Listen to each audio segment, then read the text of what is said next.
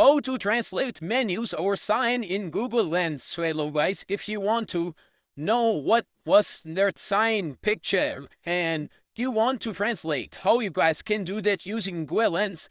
So for that, we simply go to Google Lens app. You guys don't have, you guys can download it from Play Store. So simply click on Lens app. Once clicking on Lens app, here you guys can see open camera. In my phone, it was a screenshot. In your phone, it will be different folder. So if the sign was in real life, you guys can simply click on open camera and scan their sign. And if you have big files imply have that, take off symbols or signs, well, simply click on that. Now there have a lot of signs. For example, I want to translate the sequence, so I simply click on once random sign. Once I click on random sign, it will appear that type of triangle.